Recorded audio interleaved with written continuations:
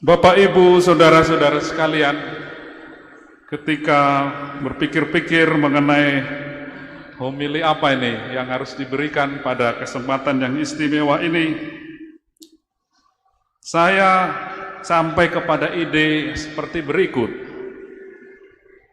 Untunglah, atau ada positifnya juga, bahwa kita merayakan tabisan ini pada masa Paskah, sesudah kebangkitan Tuhan kita Yesus Kristus. Karena seperti kita alami ya dalam liturgi setelah Paskah, kita mendengarkan banyak kisah, cerita dari kisah para rasul tentang gereja pada masa awal.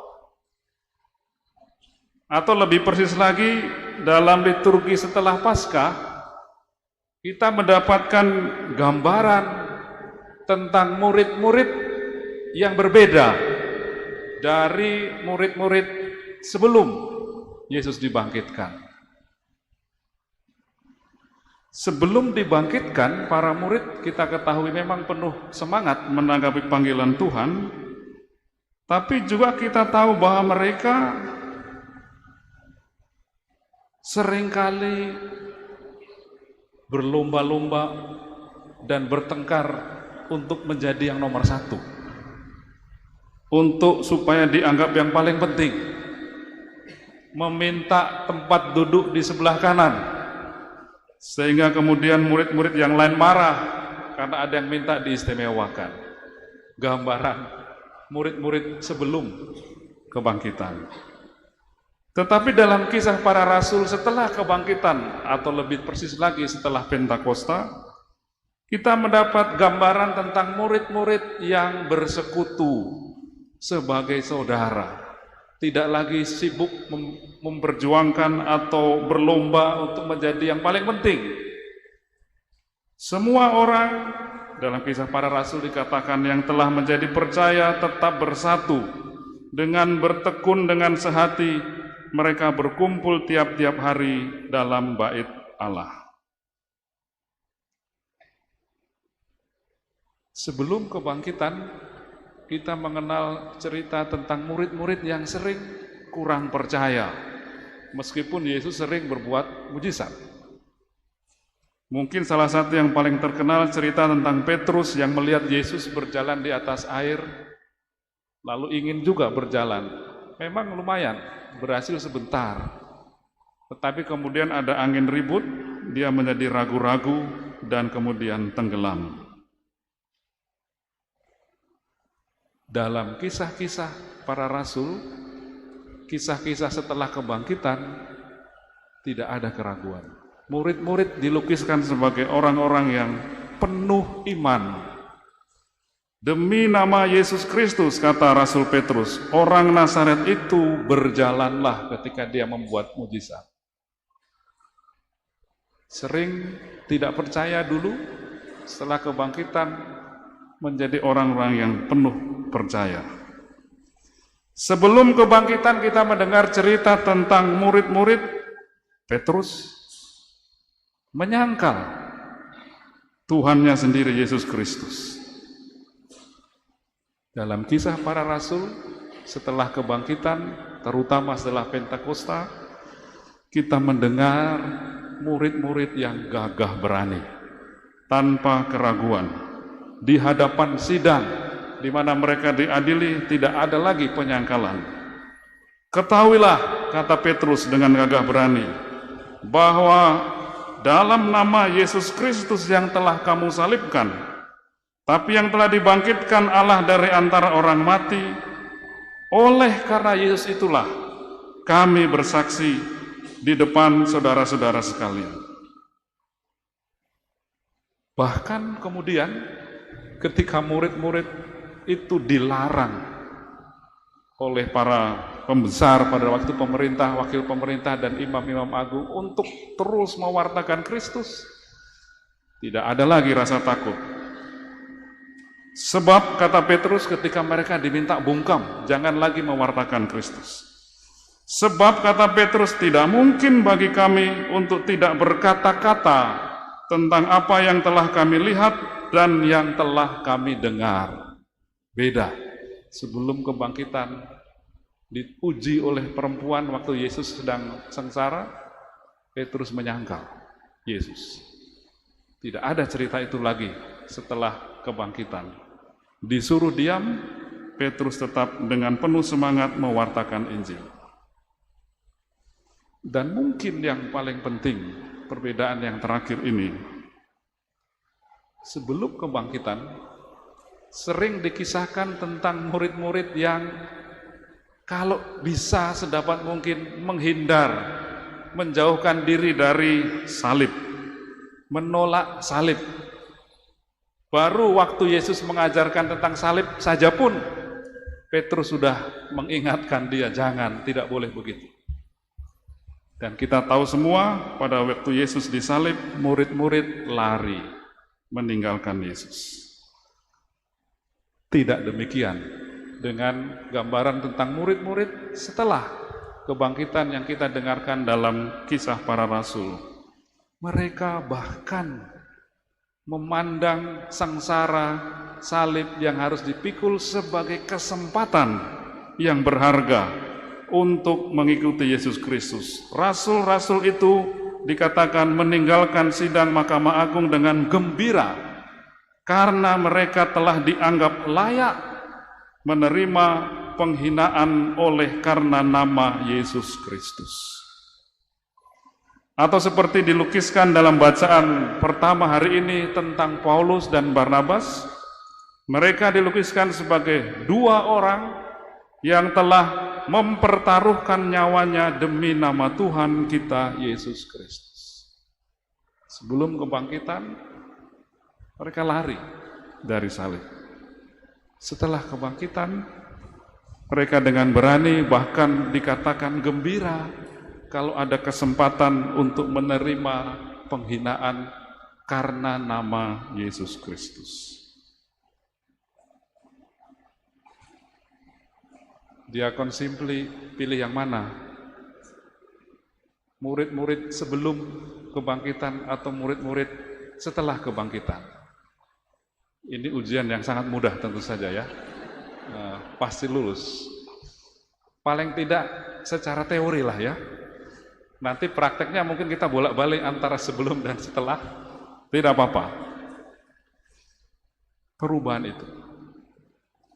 Saudara-saudara sekalian, mungkin yang lebih penting dari perubahan-perubahan itu adalah tentu kita bertanya, kenapa bisa begitu?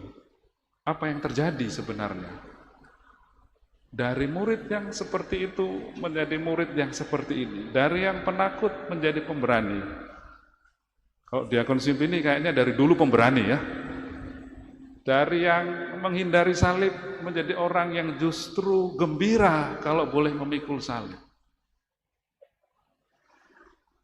Bisa banyak teori, tetapi kita bisa memahami, bisa menerangkannya dengan mengatakan, rupanya murid-murid itu mengalami sesuatu yang istimewa di sekitar Paskah itu ya. Setelah Paskah, Yesus masih datang ya. Dan kemudian macam-macam pengalaman lain yang dialami. Rupanya murid-murid mengalami sesuatu yang istimewa pada saat itu. Sehingga kemudian mereka bisa berubah menjadi murid-murid yang setia dan pemberani. Atau dalam arti itu juga, kalau memakai semboyan Diakon Simply untuk tabisan ini, sayang sekali saya belum sempat tanya ya, apa latar belakangnya ya. Luar biasa ini, dari Mazmur 66 ayat 3. Betapa dahsyatnya segala pekerjaanmu, Tuhan. Kita bisa mengatakan murid-murid itu mengalami betapa dahsyatnya pekerjaanmu, Tuhan, di sekitar Paskah itu. Sehingga mereka mengalami perubahan yang signifikan dan begitu besar. Saya memahami kalau saudara Diakon Simply memilih semboyan ini, betapa dahsyatnya segala pekerjaanmu. Sudah seperti murid-murid itu mungkin ya. Hanya orang yang kontemplatif yang bisa mengatakan ini ya. Betapa dahsyatnya segala pekerjaanmu. Kelihatan bukan Diakon Simply ini orangnya kontemplatif ya. Banyak berdoa kiranya ya. Kontemplatif artinya orang yang bisa melihat lebih jauh dari apa yang nampak berkat iman dan relasinya yang erat dengan Tuhan. Bukan dalam arti melihat yang tidak kelihatan. Nah, itu dukun ya. Melihat lebih jauh dari apa yang nampak. Mungkin kalau kita melihat gunung yang tinggi, lautan yang luas, kita mengagumi, wah luar biasa indahnya. Kalau Diakon Simply orang kontemplatif, dia lihat gunung yang tinggi, laut yang luas, dia akan mengatakan, betapa dahsyatnya segala pekerjaanmu, ya Tuhan. Perubahan yang dialami murid-murid kiranya berlandaskan sebuah pengalaman istimewa, relasi dengan Allah yang dialami sehingga kemudian mereka berubah menjadi murid-murid yang setia dan berani. Kalau Diakon Simply memilih semboyan ini, betapa dahsyatnya segala pekerjaanmu, saya ingin mendukung dan mendorong bahwa satu dimensi ini saja yang menjadi dasar. Untuk hidup sebagai seorang imam, betapa fundamental, betapa pentingnya mata kontemplatif. Ciri kontemplatif dari hidup kita sebagai orang beriman, tapi juga sebagai imam nantinya. Hal itu pula lah yang diingatkan dalam bacaan-bacaan Injil dan bacaan kedua hari ini. Orang kontemplatif adalah orang yang sering mendengarkan dan meresapkan firman Tuhan. Jika orang mengasihi aku, ia akan menuruti firman-Ku. Tolok ukurnya itu, menuruti firman-Ku. Sebaliknya barang siapa tidak mengasihi aku, ia tidak menuruti firman-Ku. Tolok ukurnya sering merenungkan dan membaca kitab suci.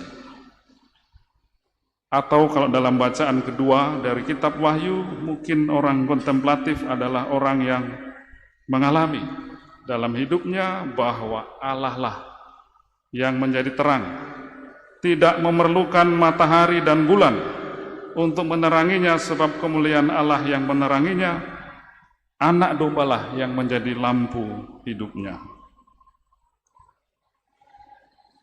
Saya nggak tahu berapa jam sehari Diakon Simply berdoa ya, supaya menjadi kontemplatif. Kalau semboyannya ini pasti berjam-jam sehari ya. Saya membaca sebuah buku yang memberi laporan tentang acara harian Paus Fransiskus. Kalau beliau tidak sedang pergi, ketika sedang di rumah, berapa jam dia berdoa untuk acara hariannya itu? Sehari dikatakan di sana bahwa ia berdoa sehari 4 jam. Bangun pukul 4:30 pagi. Diakon Simply bangun jam berapa ya? Jam 4 pasti ya, karena betapa dahsyat tadi ya. Beliau bangun tiap hari jam 4:30 pagi, lalu meditasi membaca kitab suci 2 jam. Setelah itu baru merayakan Ekaristi. Pasti Diakon Simply 3 jam meditasinya ya. Karena betapa dahsyatnya pekerjaanmu ya Tuhan. Melihat dalam segala peristiwa pekerjaan Tuhan sendiri. Inspirasi saja. Kita berharap dengan memilih semboyan itu, betapa dahsyatnya pekerjaanmu, melihat Tuhan di mana-mana, pekerjaan Tuhan di mana-mana, meskipun yang nampak peristiwa-peristiwa yang sederhana. Saudara Diakon Simply melandaskan hidupnya sebagai imam pada ciri kontemplatif ini.